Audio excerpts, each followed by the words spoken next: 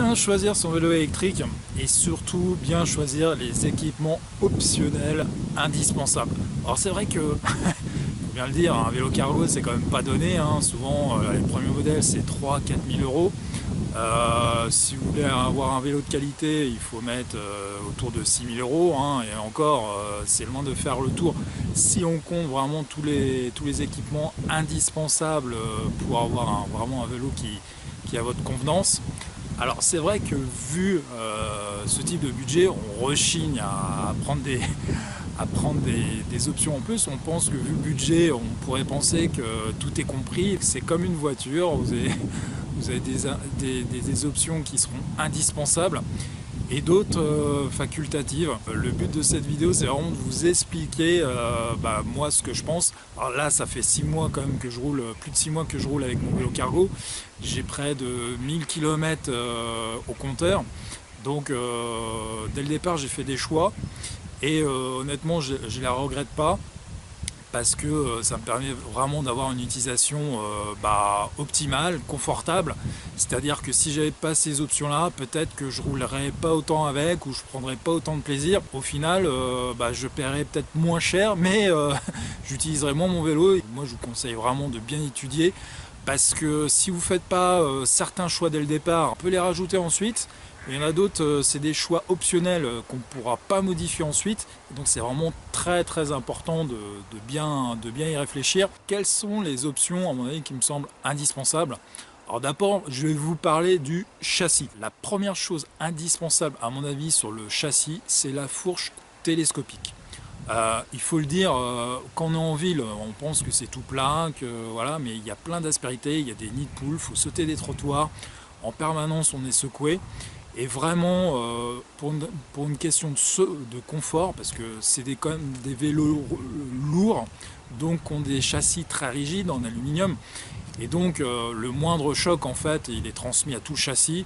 Et donc c'est transmis dans tout votre corps, les bras, etc. Donc moi, je vous conseille vraiment, pour votre confort, et si vous transportez des enfants, pour leur confort aussi, d'avoir une fourche télescopique, c'est vraiment le minimum. Alors il y a des modèles qui sont équipés de base, comme le mien sur le Cube. Par contre, il y a des modèles comme le Urban Arrow Family, ils sont équipés d'une fourche rigide. Je ne sais même pas d'ailleurs s'il y a possibilité de la rajouter en option. Mais bon, ça, vous demandez à votre vendeur, distributeur, il pourra réadapter très facilement, à mon avis, une fourche télescopique. Donc ça, c'est la première chose. La deuxième chose, peut-être, qui est plus facultative, c'est peut-être une tige de sel suspendue ou télescopique qui vous permet vraiment d'amortir les chocs. Bon, moi, je suis assez lourd, hein, je pèse plus de 100 kg, donc il faudrait peut-être que je m'allège un petit peu, mais en attendant, ça pèse sur le poids du vélo. Dès que je prends un choc, évidemment, la roue arrière, elle est rigide.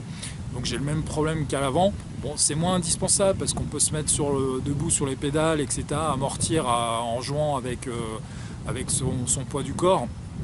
Mais j'hésite encore, mais je pense que ça peut être une option tout à fait intéressante. Alors, elle n'est pas proposée au catalogue des constructeurs de vélos. Par contre, votre vendeur, évidemment, il peut rééquiper votre vélo avec ce type d'équipement. Ensuite, sur le châssis, ce qu'on peut dire, c'est à propos de la caisse. Quelle utilisation vous allez faire de votre caisse? Bon, par exemple, si c'est comme moi, pour la famille, évidemment, ça semble logique.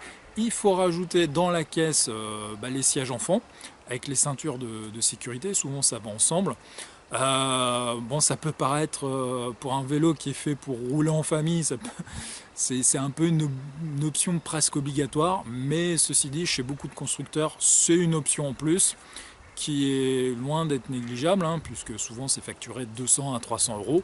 L'autre option par rapport aux enfants, c'est la capote. Alors les constructeurs appellent ça la canopie, ça fait certainement plus classe que capote, forcément. Mais voilà, la canopie, l'avantage qu'elle a, c'est qu'elle protège l'intérieur de la caisse quand il pleut, quand il y a de la poussière, donc ça c'est non négligeable. Puis surtout, ça protège de l'humidité vos enfants. Donc ça c'est pas négligeable. Et puis pour les plus jeunes, ça peut être même un élément de sécurité, puisque ça fait comme un habitacle finalement. Donc si jamais pour une raison ou pour une autre vous avez des enfants qui bougent beaucoup, donc normalement ils sont attachés au siège, mais bon, s'il arrive à se détacher tout seul, bon, le fait d'avoir un habitacle, ça protège quand même pas mal, c'est un élément de sécurité en plus. Le dernier point, alors c'est quand j'avais vu le Urban Arrow, c'est que dans la caisse au fond il y a un tapis qui est assez épais, qui est en espèce de caoutchouc qui amortit les chocs. Et sincèrement, dans le Cube, je ne l'ai pas. L'option n'existe pas. Alors chez Urban Arrow, il facture quand même le tapis de sol autour de 50 €. Enfin, à peine, je crois que c'est 45. Ça peut paraître cher, mais franchement, moi, quand j'avais loué le Urban Arrow, il était équipé. Et c'est vraiment un gros plus parce que, ça protège le fond du vélo, enfin de la caisse. Et puis deux, quand vous transportez des objets, etc., quand il y a des vibrations, etc., ça évite, ça amortit, donc ça protège déjà. Par exemple, moi je transporte une caméra ou des objets qui sont fragiles, ça les protège. Deuxièmement, ça évite de faire trop de bruit. C'est désagréable quand on entend le bruit gling gling gling gling gling gling. Mais ceci dit, on peut le fabriquer soi-même. Mais c'est un équipement, à mon avis, bon, qui est loin d'être indispensable, mais qui est pour le confort tous les jours, qui est quand même, à mon avis, très utile. La dernière chose sur le châssis, c'est la sécurité et surtout l'antivol. Franchement, quand vous avez un antivol de type, moi c'est un marque Abus, qui est une marque connue, franchement c'est un confort parce que moi j'habite en appartement, donc j'arrive dans le sous-sol au niveau du garage, je place le vélo sur mon emplacement, clac, je mets la béquille, je verrouille juste avec l'antivol et honnêtement ça suffit quoi. Donc ça c'est vraiment bien. Pareil au travail, on a un sous-sol avec des places de parking. Donc j'arrive, c'est quand même relativement sécurisé, tout le monde n'a pas accès, c'est fermé. Donc je mets au sous-sol, je mets un coup d'antivol et hop c'est parti, je gagne beaucoup de temps, ça m'évite de passer un cadenas dans la roue, etc. Et c'est un confort d'utilisation qui est vraiment génial. Et en ville, il y a deux solutions. Soit je vais juste chercher du pain ou je fais une course rapide. Et là, je place le vélo juste devant la vitrine. Et tac, je mets l'antivol, ça suffit pour quelques minutes. Par contre, si je vais en ville, que je m'absente plus longuement, ce que je fais, c'est que je mets l'antivol qui est directement intégré à la roue arrière, plus je mets un cadenas supplémentaire pour attacher le cadre du vélo à un point comme un pot. Ça me permet d'avoir une double sécurité et de ne pas mettre non plus 5 minutes à tout attacher. Donc ça c'est vraiment appréciable et je vous conseille très fortement de ne pas faire l'économie de cette option là, vous ne le regretterez pas. Et enfin pour finir sur le châssis, alors là vous ne le voyez pas sur mon vélo, mais j'ai commandé le porte-bagages, alors il n'était pas dispo, alors 6 mois après il n'est toujours pas monté. Alors, il vient d'arriver en fait chez le revendeur, c'est juste que j'ai pas pris le temps encore de déposer et de le faire monter. Mais je pense que le porte-bagages, c'est vrai qu'on a la caisse avant pour transporter des choses. Le porte-bagages ça peut être bien pour mettre une sacoche qu'on va pouvoir fermer à clé, pour mettre pourquoi pas un chargeur, pour mettre un vêtement de pluie, pour mettre un cadenas. Donc, ou alors pourquoi pas mettre si vous avez plusieurs enfants, dans mon vélo, moi 2 enfants ça passe largement. Si vous en avez 3 à transporter, sur le porte-bagages on peut mettre un siège enfant, donc supplémentaire, ce qui peut être pratique. Donc pour un vélo cargo qui est quand même fait pour emporter pas mal de charges, je pense que faire l'économie d'un porte-bagages, alors ça coûte au catalogue sur le Cube à peu près 45 €. Moi je l'ai négocié lors de l'achat du vélo. Franchement, c'est une économie, je pense, à ne pas faire. Donc surtout que le porte-bagages va aussi protéger votre vélo en cas de chute, hein, puisque ça fait en fait une espèce de structure métallique autour de la roue. Donc comme le vélo est très lourd, on ne sait jamais, les garde-boue sont quand même fragiles, etc. Donc c'est un élément de sécurité en plus qui peut venir, pourquoi pas, protéger un petit peu votre vélo. Bon, je vous dis ça, c'est pas le principal argument, mais ça peut l'être. Alors on en a fini avec le châssis, maintenant je vais vous parler batterie. Qui dit batterie dit autonomie. Donc moi ce que je vous conseille, alors ça dépend des constructeurs, moi Cube j'ai choisi ce modèle là en particulier parce qu'il proposait le dual batterie, c'est-à-dire qu'au lieu d'avoir un seul emplacement de batterie, j'ai la chance d'en avoir deux préconfigurés, donc ce qui me permet d'avoir deux batteries, donc de doubler l'autonomie. Donc j'ai fait ça parce que je voulais avoir un maximum d'autonomie si je faisais des sorties longues, ou pour être confortable sur la semaine, ne pas avoir forcément avoir la batterie à recharger dans la semaine. Franchement, je vous recommande de le prendre parce que ça sera aussi un argument de vente si vous revendez votre vélo après quelques années. Le fait d'avoir deux batteries, d'augmenter l'autonomie, ça sera un sacré avantage. Et puis en termes de confort, en termes d'utilisation, ça permet d'ouvrir des portes. Et donc vraiment, je vous recommande de ne pas faire l'économie de cette option-là. Alors la deuxième option logique qui vient après, c'est acheter une deuxième batterie. Forcément, si vous avez deux emplacements pour la batterie, c'est un peu dommage. Alors si vous n'avez pas l'intention, parce qu'une batterie, je crois que neuve, ça coûte quand même 800 € supplémentaires, ce qui n'est pas donné. Mais ça peut être quand même super utile pour faire des sorties un peu plus longues.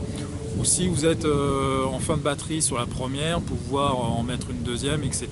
Enfin, vous avez compris l'intérêt, je ne vais pas vous l'expliquer pendant 15 ans. Avoir une seconde batterie, c'est quand même super important pour pouvoir en recharger une pendant que l'autre est à la fin de charge. Et puis, dans le même goût, avoir un second chargeur. Moi j'ai pris un second chargeur parce que j'utilise quotidiennement pour aller au travail. Donc des fois j'ai plus de batterie quand j'arrive au travail, donc j'aime bien pouvoir charger. Donc le fait d'avoir un deuxième chargeur sur moi où je peux en laisser un au bureau, ça permet d'éviter de l'oublier et de se retrouver à court, parce que 55 kg le vélo il pèse. Quand on n'a plus de batterie, on le sent dans les cuisses, hein, croyez-moi, surtout dans les montées. Alors quatrième point et un des plus importants, la transmission. Vous avez deux types de transmissions qui sont disponibles généralement sur les vélos cargo. Le premier, c'est tout simplement le dérailleur, hein, avec le changement de vitesse, avec les petits leviers, hein, le truc classique que tout le monde connaît. Et la deuxième, qui est en option, qui coûte près de 1000 € ou 800 000 € supplémentaires, c'est la transmission variable. C'est-à-dire que moi j'ai une poignée, je tourne la poignée au guidon, et ça me permet de changer les vitesses à vide, à l'arrêt, ce qui n'est pas possible avec un dérailleur. Franchement, cette option-là, je vous conseille de la prendre, surtout si vous êtes en ville, parce qu'on est tout le temps arrêté, stop, feu rouge, etc. Et franchement, avec un dérailleur, c'est vraiment pas pratique. Donc moi, je vous conseille vivement de prendre cette option-là. C'est un gros budget en plus, mais franchement, ça les vaut à l'utilisation. Si vous roulez surtout en campagne, etc., bon, honnêtement, c'est peut-être pas forcément utile. Mais à la revente, ça sera peut-être un argument supplémentaire.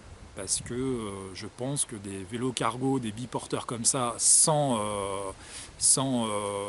on va dire transmission variable, ça sera peut-être plus dur à revendre ensuite.